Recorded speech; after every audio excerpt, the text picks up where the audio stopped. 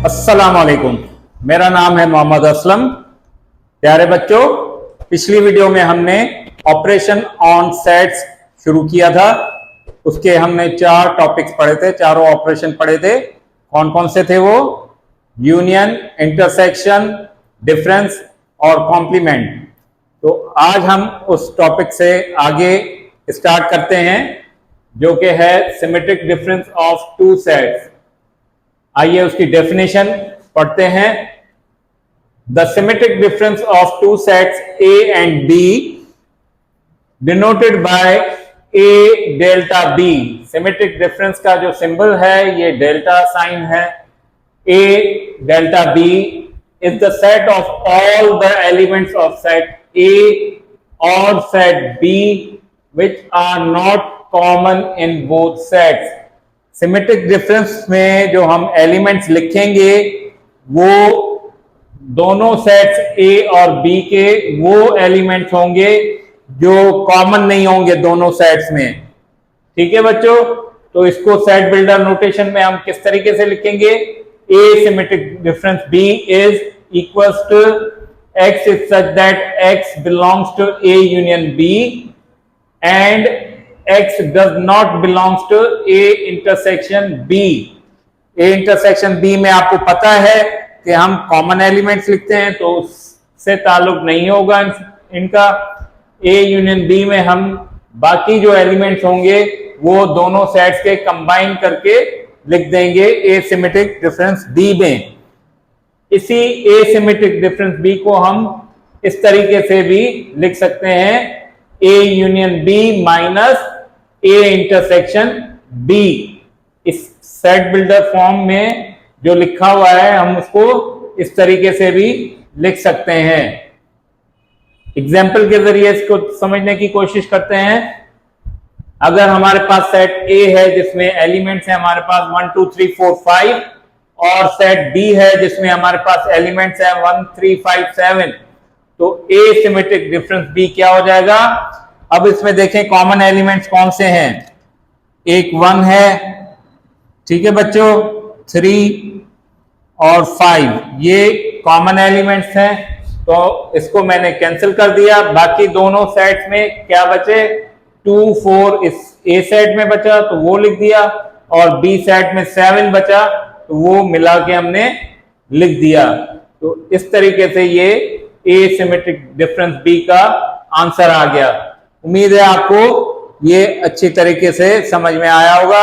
अगर कोई भी कंफ्यूजन हो तो आप कमेंट सेक्शन में मुझसे पूछ सकते हैं।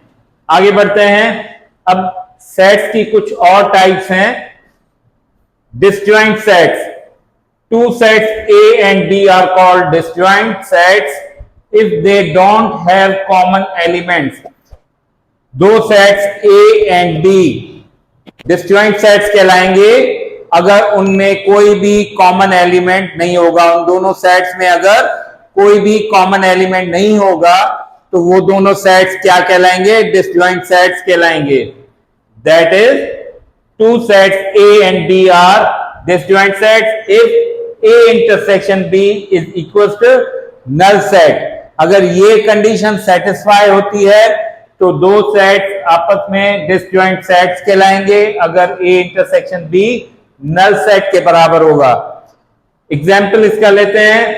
अगर ए सेट के एलिमेंट्स 1 3 5 हैं और बी सेट के एलिमेंट 2 4 6 हैं तो ये दोनों सेट डिसजॉइंट कहलाएंगे क्योंकि इन दोनों की इंटरसेक्शन नल सेट होगी, क्योंकि दोनों के एलिमेंट्स में कोई भी कॉमन एलिमेंट नहीं है। दोनों सेट्स में कोई भी कॉमन एलिमेंट नहीं है तो इसका मतलब ये दोनों डिसजॉइंट सेट्स कहलाएंगे। आगे बढ़ते हैं। Overlapping sets. Two sets A and B are called overlapping sets if there is at least one element common in both sets. दो सेट्स ए एंड बी आपस में ओवरलैपिंग सेट्स कहलाएंगे अगर उनमें कम से कम एक एलिमेंट कॉमन हो। और दूसरी कंडीशन क्या है? More over neither of them is subset of other. दोनों एक दूसरे के सबसेट भी नहीं होने चाहिए। ठीक है बच्चों, एक तो कंडीशन ये है कि उन दोनों में कोई एक एलिमेंट कम से कम कॉमन हो, और दूसरी कंडीशन ये है उसमें कि एक दूसरे के सबसेट भी ना हो। तो आपको पता है सबसेट में आपको समझा चुका हूं कि क्या होता है। So that is two sets A and B are overlapping sets if A intersection B is not equals to null set। अगर A intersection B null set के बराबर ना हो, and A is not subset of B और B is not subset of A। ठीक है बच्चों, तो एग्जाम्पल में देखें, A सेट के एलिमेंट है 1 2 3 4 एंड B सेट के एलिमेंट है 2 4 6 8। ये दोनों ओवरलैपिंग सेट्स कहलाएंगे, क्योंकि A इंटरसेक्शन B हमारा नल सेट नहीं होगा, क्योंकि दोनों में 2 और 4 कॉमन है, और ये दोनों एक दूसरे के सबसेट भी नहीं है, क्योंकि दोनों में डिफरेंट एलिमेंट्स भी आ रहे हैं। सबसेट में आपको पता है कि अगर A B का सबसेट होता तो A के एलिमेंट्स इसी B के एलिमेंट्स के में से होते, और अगर B सबसेट होता A का तो B के एलिमेंट इसी A सेट में से होते। तो दोनों में डिफरेंट एलिमेंट्स हैं, तो इसका मतलब A और B एक दूसरे के सबसेट भी नहीं है, और दोनों की जो इंटरसेक्शन है वो नल सेट भी नहीं होगी। तो इसलिए ये A और B आपस में ओवरलैपिंग सेट्स कहलाएंगे। आगे बढ़ते हैं, एग्जॉस्टिव सेट्स। इसकी डेफिनेशन है, if two sets A and B are subsets of universal set. Universal set आपको पता है कैपिटल U से डिनोट करते हैं। Then set A and set B are called exhaustive set. अगर दो सेट्स की यूनियन यूनिवर्सल सेट के बराबर आती है तो फिर वो दोनों सेट्स क्या कहलाएंगे? एग्जॉस्टिव सेट्स कहलाएंगे।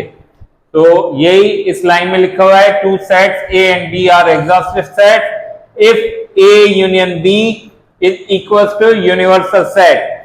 तो एग्जाम्पल में हमने जो सेट लिए हैं, A सेट है 1 2 3 4, B है 1 3 5 एंड यूनिवर्सल सेट इज 1 2 3 4 5, क्योंकि इन दोनों की यूनियन जो होगी वो यूनिवर्सल सेट के बराबर आएगी। तो हम कह सकते हैं कि A और B एग्जॉस्टिव सेट्स हैं। ठीक है बच्चों, उम्मीद है आपको ये डेफिनेशंस अच्छी तरीके से समझ में आ रही होंगी। आगे बढ़ते हैं, sales. If A and B are two non-empty subsets of universal set, आपको पता है कि हर सेट का एम्प्टी सेट भी सबसेट होता है। तो इसमें हमें कंडीशन क्या दी हुई है कि नॉन एम्प्टी सबसेट्स हों यूनिवर्सल सेट के, then A and B are called cells if they are disjoint, if they are disjoint as well as exhaustive sets। दो set A and B sets कहलाएंगे अगर वो डिसजॉइंट भी होंगे और exhaustive sets भी होंगे। तो that is A and B are called cells if A and B are non empty. एक तो नॉन एम्प्टी होना लाजमी है उनका, दूसरा A intersection B null set के बराबर हो, also A union B universal set के बराबर हो। ये दोनों कंडीशन सेटिस्फाई होंगी तो दोनों सेट्स क्या कहलाएंगे? सेल्स कहलाएंगे। ये कंडीशन डिस्जॉइंट सेट की हो गई और ये कंडीशन हमारी एग्जॉस्टिव सेट्स की हो गई। तो दोनों कंडीशंस अगर सेटिस्फाई हो रही हैं तो दोनों सेट्स हमारे A और B क्या कहलाएंगे? सेल्स कहलाएंगे। एग्जाम्पल में देखें, A सेट है हमारे पास 1 3 5 7 9, B है 2 4 6 8 10 और यूनिवर्सल सेट है 1 से लेकर 10 तक। Then A and B are called cells, क्योंकि इनकी इंटरसेक्शन जो है A और B की वो नल सेट होगा और इनकी यूनियन जो होगी सेट A और B की वो यूनिवर्सल सेट के बराबर आएगी तो दोनों कंडीशन सेटिस्फाई हो जाएंगी। तो हम कह सकते हैं कि set A and B are called cells. ठीक है बच्चों, उम्मीद है आपको समझ में आ रही होगी बात। अब ये कुछ लॉज हैं जो एक्सरसाइज में भी यूज होंगे और एमसीक्यूज में भी ये लॉज आते हैं। पहले हैं identity laws for any set A. अगर कोई भी सेट हमारे पास ए है तो ए यूनियन नल सेट बराबर होगा ए के। ए यूनियन यूनिवर्सल सेट हमारा किसके बराबर होगा? यूनिवर्सल सेट के, क्योंकि ए लाजमी इसका यूनिवर्सल सेट का सबसेट होगा। तो यूनियन में हम मिला के लिखते हैं तो यूनिवर्सल सेट के ही एलिमेंट आ जाएंगे। और A intersection universal set is equal to A. तो क्योंकि इंटरसेक्शन में कॉमन एलिमेंट्स लेते हैं तो ए के एलिमेंट्स ही आंसर आएगा इसका। और चौथा लॉ है A intersection null set is equal to null set. ठीक है बच्चों, नेक्स्ट है idempotent laws for any set A union A is equal to A. जाहिर बात है सेम सेट को अगर हम उसी के साथ यूनियन करेंगे तो वही सेट हमारा आंसर होगा। सिमिलरली अगर ए को इंटरसेक्ट करेंगे, इंटरसेक्शन करेंगे ए के साथ तो उसका आंसर भी ए ही आएगा, क्योंकि दोनों में कॉमन एलिमेंट वही होंगे सेट ए वाले। नेक्स्ट है laws of complement for any set A. पहला लॉ है A union A complement is equal to universal set. A को अगर हम ए कॉम्प्लीमेंट के साथ यूनियन करेंगे तो हमारा जवाब जो आएगा यूनिवर्सल सेट आएगा। दूसरा लॉ है A intersection A complement is equal to null set. Third law है A complement whole complement is equal to A. और फोर्थ लॉ में यूनिवर्सल सेट को कॉम्प्लीमेंट करेंगे तो नल सेट आएगा, और अगर नल सेट को कॉम्प्लीमेंट करेंगे तो यूनिवर्सल सेट आएगा। ठीक है बच्चों, आखिरी जो है टॉपिक हमारा डी मॉर्गन लॉज हैं, जो कि बहुत इंपॉर्टेंट लॉज हैं सेट्स के हवाले से।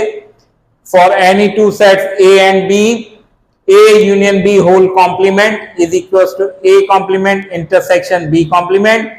और सेकेंड लॉ है A intersection B whole complement is equal to A complement union B complement. तो इसमें आपको याद करने के लिए आसानी है कि ब्रैकेट में अगर यूनियन है तो सेकंड साइड पर इंटरसेक्शन आएगा, और ब्रैकेट में अगर इंटरसेक्शन है तो दूसरी साइड पर यूनियन आएगा। उम्मीद है बच्चों आपको ये सारे टॉपिक्स आज के बहुत अच्छे तरीके से समझ में आ गए होंगे। अगर इनमें आपको कोई भी कंफ्यूजन हो तो आप कमेंट सेक्शन में मुझसे पूछ सकते हैं। इंशाल्लाह अगली वीडियो में हम नेक्स्ट एक्सरसाइज शुरू करेंगे, उसके प्रॉब्लम्स करेंगे जो कि इन्हीं डेफिनेशंस पर हैं। तो तब तक के लिए अल्लाह हाफिज, अपना बहुत सारा ख्याल रखिएगा।